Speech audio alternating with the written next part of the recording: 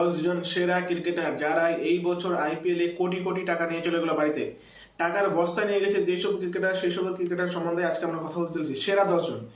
Number 10 এ রয়েছে Jason holder. Jason holder একজন allrounder, যাকে কিনা গুজরাট টাইটান কিনেছে 7 কোটি টাকাতে, যার কোনো রকম পারফরমেন্স নাই, জিরো পারফরমেন্স, 7 কোটি টাকায় কিনেছে জেসন হোল্ডারকে গুজরাট টাইটান। নাম্বার 9 রয়েছে রবি বিষ্ণোই। 7 কোটি 20 লক্ষ টাকায় কিনেছে রবি বিষ্ণোইকে রাজস্থান রয়্যালস। সত্যিকারের রবি বিষ্ণোইয়ের মতন একজন বলার এত কম দামে রয়েছে, এটা ভাবার সত্যি অবাক করার বিষয় ছিল। ভেবেছিলাম হয়তো রবি বিষ্ণোই কমসে কম 10 কোটি টাকার উপরে যাবে, কিন্তু না, তাকে শুধুমাত্র 7 কোটি 20 লক্ষ টাকা নিয়ে নিয়েছে। যেখানে চেন্নাই, রাজস্থান এবং হায়দ্রাবাদ তিনজনেরই কিন্তু দরকার ছিল লেগ স্পিনার, সেখানে এত কম দামে রবি বিষ্ণোইকে নিতে পেরেছে রাজস্থান রয়্যালস, সত্যিকারের অবাক করার বিষয়। নাম্বার 8 এ রয়েছে আকিব নবী, জম্মু কাশ্মীরের all rounder, fast bowling all rounder Aqib Nabi, মাত্র 8 কোটি 40 লক্ষ টাকায়। সত্যি আকিব নবীর মতন একজন বলার, যে কিনা এত স্ট্রাগল করেছে ছোট্ট ফ্যামিলি থেকে, জম্মু কাশ্মীরের মতন জায়গা থেকে এসে, যেখানে সবসময় আতঙ্কবাদী এবং দেশদ্রোহী বিভিন্ন রকমের হয়ে থাকে, বিভিন্ন ধরনের যে কর্মকাণ্ড হয়ে থাকে, তারপরে সেখান থেকে একজন ক্রিকেটার উঠে এসেছে এবং 8 কোটি 40 লক্ষ টাকা পেয়েছে। সত্যিকারে এটা কিন্তু একটা ভাবার বিষয়। যেহেতু আকিব নবীর এটা ফার্স্ট সিজন, তাই অবশ্যই আমরা আশা করবো যে আকিব নবী নিজের সেরাটা দিতে পারবে, যেরকম তিনি ডোমেস্টিক ক্রিকেটে দিয়েছে। এবং 8 কোটি 40 লক্ষ টাকা কিন্তু অনেকটাই বেশি হয়ে যায় টাকা।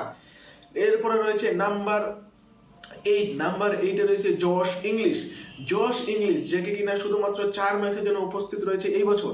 কারণ এই বছর জশ ইংলিশ বিয়ে করতে রয়েছে, তাই তিনি আগে জানিয়ে দিয়েছেন এই বছর শুধুমাত্র 4 ম্যাচের জন্য তিনি উপস্থিত থাকবেন। সেই 4 ম্যাচ খেলানোর জন্য জশ ইংলিশকে 8 কোটি 60 লক্ষ টাকাতে কিনে নিয়েছে লখনৌ সুপার জায়ান্টস। এটা সত্যিকার অবাক করা একটা বিষয় ছিল যে জশ ইংলিশ, যে কিনা পুরো আইপিএল খেলবে না, সেখানে তাকে মানুষ কেন 8 কোটি 60 লক্ষ টাকাতে কিনলো।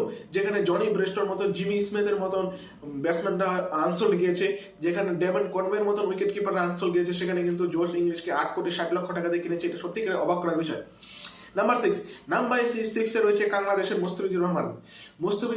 9 কোটি 20 লক্ষ টাকায় কলকাতা নাইট রাইডার্স কিনেছে। সত্যি মুস্তাফিজুর রহমান এতদিন পরে হয়তো একটা প্রাপ্য সম্মানটা পেয়েছে আইপিএল, কারণ এত বছর তিনি পারফরমেন্স করে গেছেন। প্রতি বছর শুধুমাত্র বেস্ট প্রাইস 1-2 কোটি এরকমই তিনি প্রতি বছর পেতেন, কিন্তু এই বছর তার প্রাপ্য সম্মানটা সে পেয়েছে 9 কোটি 20 লক্ষ টাকা। যেখানে তার মতন সেম পারফরমেন্স করা বলাররা 10 কোটি 12 কোটি 14 কোটি টাকা নিয়ে যায়, সেখানে মুস্তাফিজুর রহমান প্রতি বছর 2-3 কোটি টাকাতেই সীমাবদ্ধ থাকতো।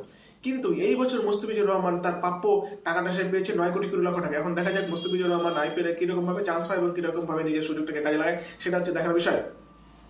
এবার নাম্বার 6 এ রয়েছে আমাদের লিয়াম লিভিংস্টন হচ্ছে এমন এক সোনার ডিম পাড়া হাসি, যে কিনা কোনো রকমের কোনো কাজের না, কিন্তু তারপরে সবার পছন্দ হয়। লিয়াম লিভিংস্টন হচ্ছে সেই মেয়ে, যেই মেয়ে পড়াশোনা করে না, কোনো কাজকর্ম কিছু করে না, শুধুমাত্র তার রূপের জন্য তাকে সবাই পছন্দ করে। ঠিক তেমন হচ্ছে লিয়াম লিভিংস্টন। মানে লিয়াম লিভিংস্টন হচ্ছে অলরাউন্ডার, ব্যাটিং বোলিং দুটাই পারে, প্লাস মিডল অর্ডারে এবং ফিনিশিং করতে পারে, কিন্তু করে না, তাই সব আইপিএল টিমই তাকে হচ্ছে নিতে চায়। এবং এই বছর হায়দ্রাবাদ নিয়ে নিচ্ছে, সানরাইজ হায়দ্রাবাদ 13 কোটি টাকা। Chennai super kings, sunrise Hyderabad, এমনকি লখনৌ সুপার জায়ান্টস, তিনজন পড়েছিল লিভিংস্টনকে নেওয়ার জন্য। লখনৌ সুপার জায়ান্টস তো অল আউট গিয়েছিল, কিন্তু তারপরে লিভিংস্টনকে নিতে পারেনি, সেখানে নিয়ে নিচ্ছে হায়দ্রাবাদ 13 কোটি টাকা। এবং লিভিংস্টন কিন্তু সত্যিকার একজন হচ্ছে সোনার ডিম পাড়া হাঁস।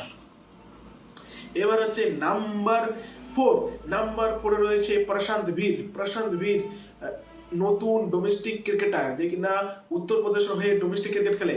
রবীন্দ্র জাডেজার লাইক টু লাইক রিপ্লেসমেন্ট হতে পারে প্রশান্ত বীর। চেন্নাই সুপার কিংস তাকে 14 কোটি 20 লক্ষ টাকা নিয়েছে। সত্যিকার অবাক করার বিষয়, একজন ডোমেস্টিক ক্রিকেটারকে কেন এত টাকা দাম দিয়ে নেওয়া হলো। সত্যিকার অবাক করার বিষয়, প্রশান্ত বীর পারবে কিনা নিজের যে মূল্যটা সেটা জাস্টিফাই করতে, সেটাই হচ্ছে এখন দেখার বিষয়। এরপর রয়েছে নাম্বার 3 তে রয়েছে কার্তিক শর্মা। এই বছর আইপিএল যদি কোনো ডোমেস্টিক প্লেয়ার সব থেকে বেশি আকর্ষণ করে থাকে, সেটা হচ্ছে কার্তিক শর্মার যে hard hitting plus wicket keeping ability রয়েছে, তার জন্য কার্তিক শর্মা সত্যিকারে ভেবেছিলাম হয়তো 5-7 কোটি টাকা যাবে, কিন্তু এত কোটি টাকা যাবে কেউ হতে ভাবতে পারেনি। কার্তিক শর্মাকে নেওয়ার জন্য কলকাতা নাইট রাইডার্স 13 কোটি টাকা পর্যন্ত গিয়েছিল, সানরাইজ হায়দ্রাবাদ 14 কোটি পর্যন্ত গিয়েছিল, কিন্তু 14 কোটি 20 লক্ষ টাকায় চেন্নাই সুপার কিংস নিজের দলে নিয়ে নিয়েছে। এবং চেন্নাই সুপার কিংস মিডল অর্ডারটা প্রচুর তাগড়া করে নিয়েছে, খাতারনাক লেভেলে তাগড়া হয়ে গেছে চেন্নাই সুপার কিংস এই কার্তিক শর্মা আসার পর থেকে। এবার হচ্ছে নাম্বার 2 এ রয়েছে মাথিসা পাথিরানা। অসাধারণ ফাস্ট বোলার, অসাধারণ ইয়র্কার। মাথিসা পাথিরানা ধারে কাছে কেউ যেতে পারবে না বর্তমানে ইয়র্কারের দিক থেকে, কিন্তু তার ভিতরে একটাই সমস্যা, সে হচ্ছে কিন্তু আনফিট থাকে। এই 2-3 ম্যাচ খেলার পরে সে হচ্ছে চোটে লেগে যায়। তাই কলকাতার বিষয় হচ্ছে তাকে কেমন করে খেলাবে, তার যে এই ফিটনেস সেটাকে কিভাবে ধরে রাখবে, সেটা হচ্ছে কলকাতার বিষয়। আর মাথিসা পাথিরানাকে কলকাতা নাইট রাইডার্স কিনেছে 18 কোটি টাকা দিয়ে। 18 কোটি টাকা দিয়ে, ক্যান ইউ বিলিভ? মানে ভাবা যাচ্ছে একজন বলারকে 18 কোটি টাকাতে কিনেছে। অসাধারণ কিন্তু ঘটনা হলো এখন কিরকম খেলবে সেটা হচ্ছে দেখা, কারণ মথিসা পাত্র নাকি প্রচুর রান লিক করে, তাই মথিসা পাত্র নাকি কিভাবে ব্যবহার করে, কিভাবে কলকাতা নাইট রাইডার্সকে খেলায় সেটা হচ্ছে দেখার, এবং তার যে 18 কোটি টাকা দাম সেটা তিনি জাস্টিফাইজ করতে পারে কিনা সেটা হচ্ছে আমাদের হচ্ছে দেখা। আর নাম্বার ওয়ানে রয়েছে ক্যামেরন গ্রিন। এটা অকশন শুরু হওয়ার আগেই সবাই আন্দাজ করতে পেরেছিল যে এই বছর অকশন টেবিলের সব থেকে দামি প্লেয়ার হতে চলেছে ক্যামেরন গ্রিন, আর সেটাই হয়েছে। অনেকে আশা করেছিল 27 কোটি 30 কোটি, অনেকে ভেবেছিল হচ্ছে 29 কোটি টাকা যাবে, কিন্তু না, ক্যামেরন গ্রিন 25 কোটি 20 লক্ষ টাকা চলে এসেছে কলকাতা নাইট রাইডার্সে। ক্যামেরন গ্রিনের পিছনে প্রথমে গিয়েছিল লখনৌ সুপার জায়ান্টস, তারপরে গিয়েছিল দিল্লি ক্যাপিটালস এবং চেন্নাই আর কলকাতার মধ্যে একটা বিডিং ওয়ার হয়, সেখানে চেন্নাই সুপার কিংস 25 কোটি টাকা দিয়ে থেমে যায় এবং 25 কোটি 20 লক্ষ টাকা দিয়ে কলকাতা নাইট রাইডার্স ক্যামেরন গ্রিনকে নিয়ে নিয়েছে, যার ফলে কলকাতা নাইট রাইডার্সের ব্যাটিং লাইন আপটা অনেকটাই কিন্তু শক্তিশালী হয়ে গেছে। যেহেতু অ্যান্ড্রে রাসেল ছিল না, অ্যান্ড্রে রাসেলের রিপ্লেসমেন্ট হিসেবে একজন ফাস্ট বোলার দরকার ছিল, আর সেখানে ক্যামেরন গ্রিন একটা সত্যিকারে অসাধারণ কাজ করে, প্লাস ওপেনিং এবং মিডল অর্ডারে যে কোনো জায়গায় ক্যামেরন গ্রিন ব্যাটিং করতে পারে, এবং ক্যামেরন গ্রিন আসাতে কিন্তু ব্যাটিং অর্ডারে একটা ফ্লেক্সিবিলিটি চলে আসছে। ক্যামেরন গ্রিনকে হয় 3 নাম্বার 4 নাম্বার অথবা ওপেনিং আমরা ট্রাই করতে পারি, যদি কিনা কুইন অ্যালেন অথবা টিম সাইফোর্ড ফেল হয়ে যায় তাহলে পরে।